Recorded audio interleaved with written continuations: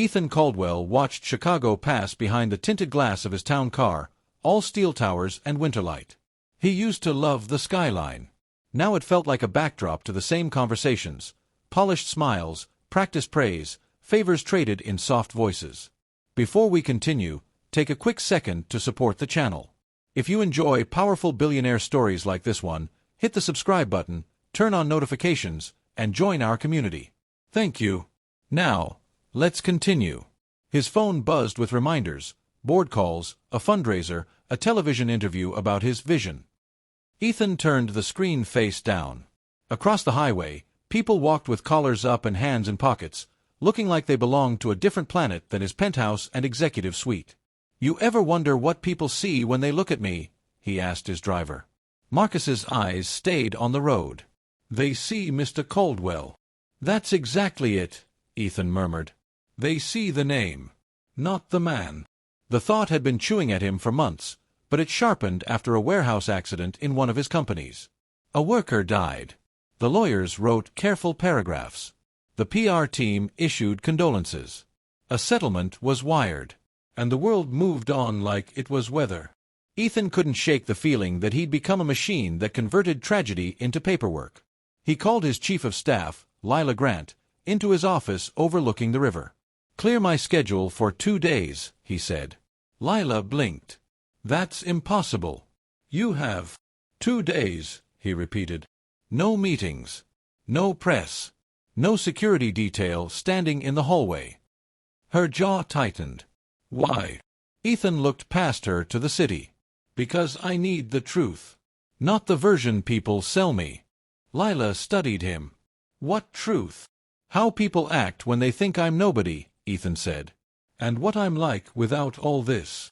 He gestured at the glass, the height, the power. Lila exhaled, the way someone does before agreeing to something they hate. "If you do this, we do it carefully." They made a plan that didn't feel like a stunt. Lila found plain clothes, worn jeans, a faded hoodie, a knit cap. She added cheap glasses with scratched lenses. She insisted Ethan carry only a little cash and a battered backpack. And she made Marcus promise to follow at a distance in an unmarked car, close enough to help if things went wrong, far enough not to ruin the experiment. By late morning, Ethan stood in a motel bathroom on the west side and stared into a smudged mirror. Without the suit and posture, he looked like a tired man trying to disappear. He rubbed charcoal onto his hands and jaw, then practiced a slump. He hated how quickly he could make himself look less important. Outside, cold air cut across his face. He walked past corner stores, buses, and a line of people waiting outside a community center. A sign on the door read, "Free hot meal, 1 p.m." Ethan told himself he was here to observe. But his stomach growled, and the line felt like a lesson he'd avoided his whole life. He joined it with his hood up. People didn't look at him the way they looked at a rich man. Most didn't look at him at all. A few glanced, then turned away as if eye contact was an invitation to be asked for something. A man near the front muttered, loud enough for others to hear, "Folks should just get a job." No one argued. Everyone just tightened around themselves. When the doors opened, the line shuffled forward into a bright room with folding tables. Volunteers ladled soup into bowls. Ethan accepted one and sat near the edge. The soup was simple, broth, vegetables, a little chicken, and it tasted like relief. Afterward, a volunteer pressed a paper bag into his hands. A sandwich. Ethan almost refused out of reflex. Pride, he realized, was a luxury. He took it and stepped back into the wind. 2 blocks away, he sat on a low brick wall beside a bus shelter and unwrapped the sandwich. Halfway through, he noticed the woman from the line settle a few feet away. Tan jacket. Tote bag. Light brown hair pulled into a messy ponytail. She ate from a small container, slowly, like each forkful was being measured. A gust of wind snatched her napkin and skated it along the sidewalk. She reached, missed, and sighed. Ethan grabbed it and held it out. "Here." She looked up, surprised, then offered a tired smile. "Thank you." Her kindness landed on him harder than he expected, because it wasn't polished. It wasn't strategic. It was just human. Ethan nodded, trying to keep his voice casual. Fancy lunch spot. She let out a small laugh. Best view in town. He held up his sandwich in mock toast. I'm Ben, he said, using the first plain name that came to mind. Hannah, she replied. Hannah Pierce. For a moment they sat with the city noise wrapping around them, engines, distant sirens, the hiss of a bus at the curb. Ethan felt something loosen in his chest. His plan had been to test strangers. Instead, a stranger had already tested him. Could he accept kindness without flashing power in return? He didn't know it yet, but the next decision Hannah made would crack open the life Ethan had built. Hannah checked her phone again, thumb hovering over the screen like she was bracing for bad news. Then she opened her tote bag and pulled out an envelope, worn. She peeked inside, counted a few crumpled bills, and pressed her lips together. Ethan pretended not to notice, but his mind raced. In his world, money was abstract, digits moving on a screen.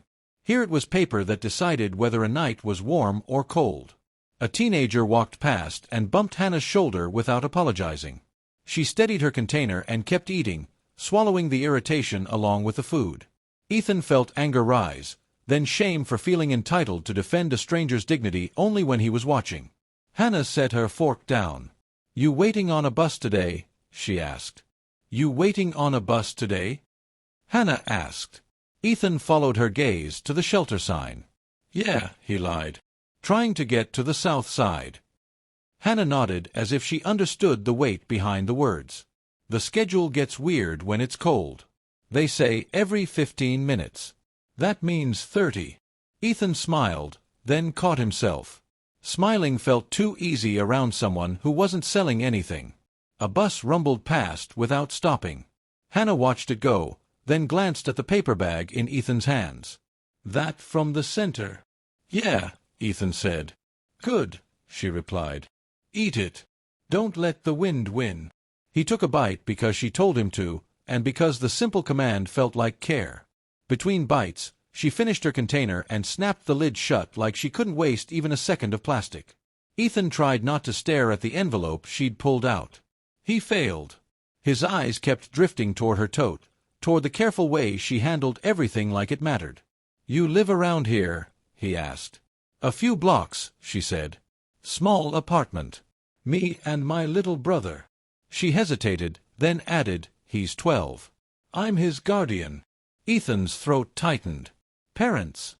Hannah's smile flickered. Gone. Car crash 2 years ago. I was in community college when it happened. Dropped out. Took 2 jobs. Thought I could hold it all. She shrugged, but her shoulders didn't lift much. Turns out life doesn't care what you think you can hold. Ethan swallowed hard. In his world, tragedy was a headline and a donation link. Here it sat next to him on a brick wall wearing a tan jacket. I'm sorry, he said, meaning it. Thanks, she replied softly. Most days I'm just tired. But my brother's a good kid. Loves baseball. Loves those old stadium documentaries. Her eyes warmed for a second. He thinks Wrigley Field is a castle. Ethan almost told her he owned a suite there. The thought made him nauseous. He kept the lie. Sounds like a smart kid. He is, Hannah said. Then she glanced at Ethan's hoodie, at his hands, at the smudges that made him look like someone who'd worked a long shift. You work construction? Ethan chose the safest half-truth. Odd jobs. Whatever I can get. Hannah nodded like she'd heard that story 100 times. You got somewhere to sleep tonight? The question hit Ethan like a shove. He had 5 places to sleep if he wanted. A penthouse. A lake house. A condo in Miami. A ski lodge in Aspen. Yet standing in the cold with a cheap backpack, he suddenly understood what it meant to not have certainty. I'll figure it out, he said. Hannah looked away, thinking. Ethan could see her weighing something, the way people do when the math is personal. My brother and I, she began, then stopped. She dug into her tote bag and pulled out a granola bar, already opened, folded neatly in the wrapper. Here. For later. Ethan stared at it. No, I'm fine. Take it, she said, firmer. It's not fancy. But it's calories. He accepted it with careful hands, as if it might break. Thank you. Hannah shrugged. We're all just trying to get through. A man approached the shelter, eyes sharp. He looked Ethan up and down. You got any change? Ethan started to shake his head out of habit, then stopped.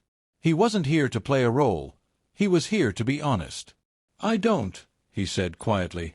The man's mouth twisted. Figures. He turned to Hannah. Before Ethan could react, Hannah reached into her tote and pulled out a folded dollar. Here, she said. Ethan's breath caught. He watched the bill leave her hand and disappear into someone else's pocket. $1. A tiny thing. But he'd seen the envelope. He'd seen the crumpled bills. That dollar had weight. When the man walked away, Ethan leaned forward, voice low. You didn't have to do that. Hannah didn't look at him. He asked. He looked hungry. So are you, Ethan said before he could stop himself. Hannah finally met his eyes. Her gaze was steady, not ashamed. Hunger's not a contest, Ben. Today it's him. Tomorrow it's me. A bus finally rolled up and hissed to a stop. People climbed on. Hannah stood, adjusted her tote, and hesitated. You riding? She asked. Ethan felt the test pulling him one direction. Keep observing, keep distance. But something else pulled harder. Yeah, he said. If you don't mind. They boarded. Hannah paid with a transit card that looked worn at the edges. She slid into a seat near the middle, leaving room for Ethan beside her. They rode through neighborhoods that shifted block by block. Murals, boarded storefronts, a school with a chain-link fence, a church with a sign about hope. This city's got two Chicagos, she said quietly. People who can leave whenever they want, and people who can't. Ethan stared out the window and felt the sentence land like a verdict. At a stop near a small corner market, Hannah stood. This is me, she said. Ethan stood too. Thanks for talking. Hannah smiled. It helped. You seem like you needed a day. Ethan nodded. Maybe. Hannah stepped off, then turned back. If you're still stuck tonight, come to the community center at 6. They do leftovers. And there's a space heater. No questions. Ethan nodded, throat tight. I'll remember. As the bus pulled away, Ethan watched her shrink on the sidewalk. He reached into his pocket and touched the granola bar she'd given him like it was proof that kindness still existed. Then his phone buzzed. A message from Lila. Check in. Ethan typed back with shaking hands. She shared what she couldn't spare. By the time the bus turned the corner, Ethan knew the test had crossed a line. He wasn't just witnessing need.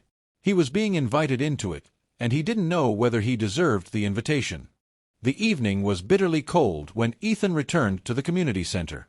Hannah's granola bar sat in his pocket like a weight. He couldn't leave without understanding what giving like that cost. Inside, volunteers served chili and cornbread while kids darted between chairs. Hannah stood near the food table, hair looser now, jacket unzipped. She looked up and spotted him. Her face brightened in surprise. You came, she said. I said I'd remember, Ethan replied. She handed him a paper bowl and a spoon like it was normal to feed a stranger. Sit. Eat. Ethan sat at the edge of the circle of chairs. He ate slowly, listening to people trade practical worries, hours cut, rent raised, rides missed, without asking for pity. Hannah sat beside him with her own bowl. My brother's in the game room, she said. They've got an old PlayStation. He thinks it's the greatest thing ever. I'm glad, Ethan said. Then, unable to help himself, he asked, How do you do it? Keep showing up. Keep giving. Hannah stirred her chili. I don't know. Some days I don't. She glanced at him.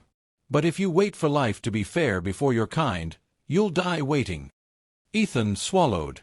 The words were simple, but they stripped him. A volunteer announced that anyone who needed extra food could take a bag after the meal. Ethan watched people line up, embarrassed and grateful at the same time. He had never felt both at once. After dinner, Hannah checked her phone and rose to go. Everything okay? Ethan asked. Hannah hesitated. My brother's school called earlier.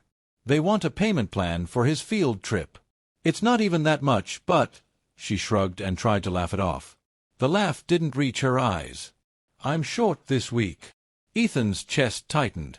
He pictured the envelope, the counted bills, the dollar she gave away at the bus stop.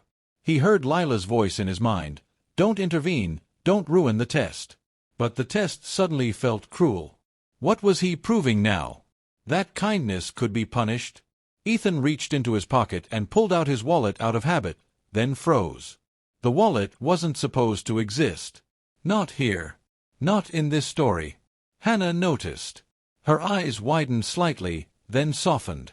Ben, she said gently, it's okay. You don't have to. I want to, Ethan said, and his voice broke on the word. He could have handed her the cash and kept pretending. But he knew the real choice was truth or another disguise. He stood, heart hammering. Hannah, my name isn't Ben. Hannah stared. What? Ethan looked around. The room buzzed with low conversation, but the circle of chairs around them felt suddenly silent. I came out here because I didn't trust anyone, he said. Because I didn't trust myself. I wanted to see who people were when they thought I was nothing. Hannah's brow furrowed.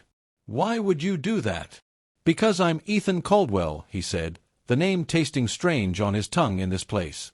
And everywhere I go, people treat me like a walking bank account.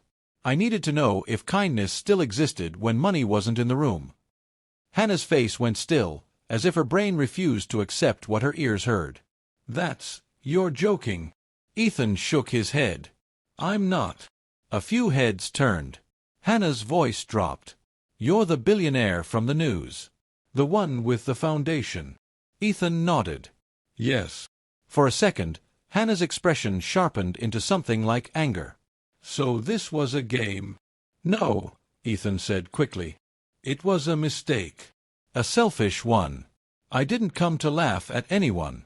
I came because I've been surrounded by people who clap when I enter a room, and I can't tell if any of it is real. Hannah looked away, jaw tight. Ethan felt panic rise. He had revealed himself, and now he might lose the only honest moment he'd had in months. Then Hannah exhaled slowly. My brother, she said. He ate dinner tonight because this place exists. Because donors keep it open. She looked back at Ethan, eyes shining with frustrated tears. If you're really Ethan Caldwell, then use your money for that. Don't use our lives for an experiment. Ethan felt the words like a slap he deserved. He nodded, swallowing hard. You're right. He held out the wallet, not as payment, but as proof of intent.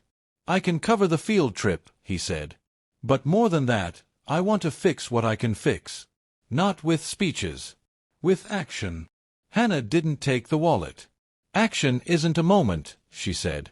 It's what you do after you leave. Ethan looked at her and understood the difference between guilt and responsibility. Then let me start, he whispered. Hannah studied him, then reached into her tote and pulled out the envelope again.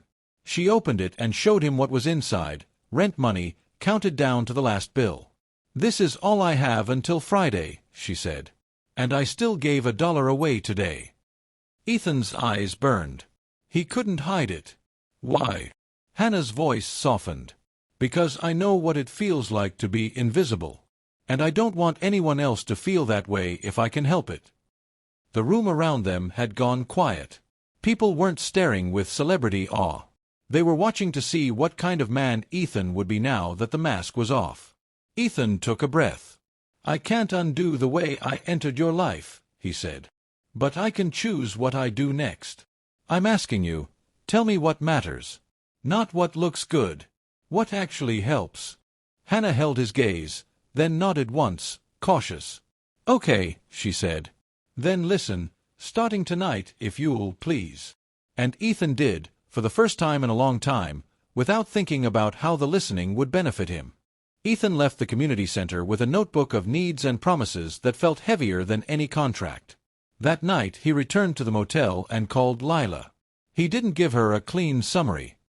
He told her the messy truth, the way people avoided his eyes on the street, the way hunger made pride irrelevant, the way Hannah Pierce had offered $1 she couldn't spare and still managed to look him in the face like he was just a man. Lila listened without interrupting. When he finished, she said, So what are you going to do? Ethan stared at the peeling wallpaper. What she told me, he replied. "Do something after I leave." By morning, the experiment was over. Ethan shaved, put on a plain coat, and met Hannah outside the community center before it opened. He didn't bring security. He didn't bring cameras. He brought coffee in a cardboard tray and the kind of nervousness he hadn't felt since his first startup pitch. Hannah arrived with her brother, Tyler, trailing behind her in a Cubs beanie. Tyler stopped when he recognized Ethan's face. His eyes widened like he'd seen a movie star. "You're him," Tyler blurted. Hannah shot him a warning look, embarrassed. Ethan raised a hand. "It's okay." "Hi, Tyler. I'm Ethan." Tyler's mouth opened, then closed. "My teacher showed us your company in business class." Ethan smiled. "Then your teacher owes you a better example than me. Want hot chocolate?" He offered the extra cup.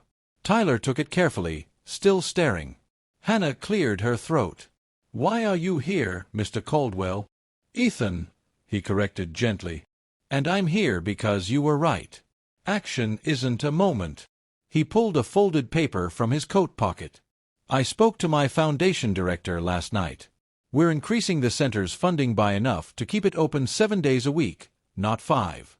No gala required. No press release." Hannah's eyes narrowed, cautious. "That sounds big." "It's money," Ethan said. "The easy part. The hard part is making sure it's used the way you and the staff say it should be used. I want you involved." Hannah blinked. "Involved how?" "I want to start a small advisory group," Ethan said. "People who actually live the problems, not people who give speeches about them. Parents, students, workers. You. The director here. Maybe your brother, if he wants." He nodded at Tyler. Tyler nearly choked on his hot chocolate. Hannah's expression softened, then tightened again. "And my rent? My field trip? Is this where you swoop in and rescue me?" Ethan felt the shame flare, but he didn't run from it. "No swooping," he said. "You kept your dignity without me. I won't take it by pretending I'm the hero." He paused. "But I will offer help in a way you control. You tell me what's appropriate." Hannah studied him for a long moment. Then she said, "Okay. The field trip is next month. He needs $80. And my rent is due Friday." She lifted her chin. "I'll accept a loan, written down, and I'll pay it back over time. That's what's appropriate." Ethan nodded immediately. "Done. Interest-free. Payment plan you choose." They went inside when the center opened. Ethan met the director, Ms. Ramirez, and sat at a folding table while she explained what the center lacked: a second fridge, bus vouchers, a part-time counselor, repairs to the heating system that always broke at the worst time. Ethan wrote everything down. He asked questions and forced himself not to jump to flashy solutions. In the weeks that followed, Ethan kept showing up. He helped unload boxes, listened more than he talked, and learned what help actually looked like. Hannah didn't become his employee, and Ethan didn't want her to. She became what she already was, someone who knew how to stretch a dollar and stretch hope. She challenged him when he drifted toward big gestures. "A scholarship fund is nice," she said once, "but bus passes get kids to school tomorrow." Ethan funded transit cards, a second fridge, and a counselor. He also ordered tougher safety checks across his warehouses, refusing to let a death be filed away and forgotten. One afternoon, Ethan sat with Hannah outside the center while Tyler played nearby. "I'm still cautious," Hannah admitted, "but things feel possible again." Ethan nodded. "I'm sorry for how I came into your life." Hannah studied him. "Don't apologize forever. Prove it with consistency." Ethan looked at the busy doorway and understood. The point wasn't one generous act. It was showing up when no one was watching. He promised, and she only nodded, like promises were common currency. Hannah nodded slowly. "Good. Then keep showing up." Ethan promised he would, and this time it wasn't a vow made in a boardroom.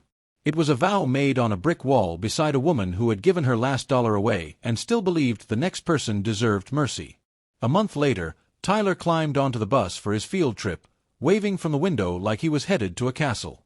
Hannah stood beside Ethan as the bus pulled away. She didn't thank him with tears or dramatic speeches. She simply said, He's going to remember today. Ethan watched the bus disappear and felt something he hadn't felt in years. Not pride, but clarity. Wealth could buy comfort, but not a clean soul. When Ethan returned to the skyline, it looked the same as ever, sharp, glittering, untouchable. But he wasn't the same man watching it. And that, he realized, was the only kind of fortune that mattered.